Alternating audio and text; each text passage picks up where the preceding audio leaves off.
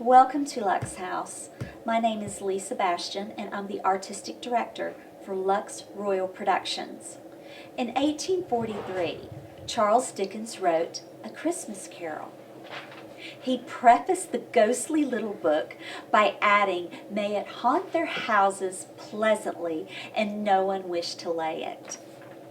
Our own version of this holiday classic features not an Ebenezer Scrooge, but a female character, Isabella Scrooge. Tonight here, the community theater production of Scrooge.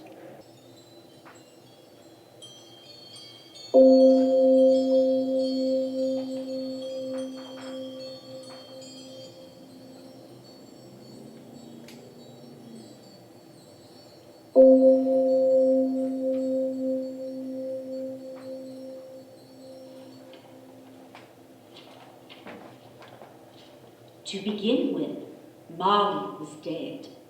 There is no doubt whatever about that. The register of his burial was signed by the clergyman, the clerk, the undertaker.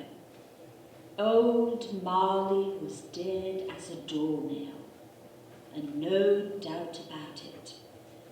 This must be distinctly understood, or nothing wonderful can come of the story I'm about to relate. There was only one mourner at his funeral, Isabella Scrooge, his partner in business. Scrooge never painted out old Marley's name.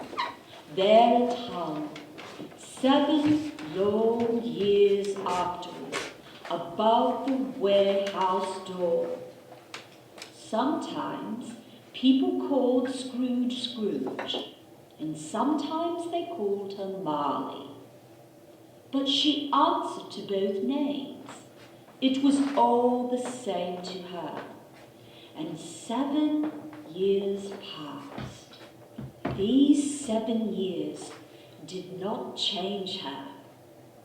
Oh, she was a tight-fisted hand at the grindstone, Scrooge, a squeezing, wrenching, grasping, scraping, clutching, covetous old sinner. Rent, interest, dividend, penalty. Penalty, dividend, interest, rent. Merry Christmas, Aunt. I'm delighted to see you on such a beautiful day. Just phrasing. Aren't you glad to see me? I'm very fond of you. Because your mother was my sister does not mean that I have to be fond of you. But you are. I know you are. Bah! And I say, Merry Christmas. Humbug! Christmas a humbug, Aunt? You don't mean that, I'm sure. I do. What right have you to be merry? What right do you have to be dismal? What reason have you to be cheerful? What reason do you have to be morose? You're poor enough. You're rich enough. Bah, humbug. Don't be cross, Aunt. What else can I be? Merry Christmas. What is Christmas time to you but a time for paying bills without money? A time for finding yourself a year older and not an hour richer. If I had my way, every idiot who went about with a Merry Christmas on his lips would be boiled in his own pudding and buried with a stake of holly through his heart. Aunt! Niece, you keep Christmas in your way and let me keep it in mine. But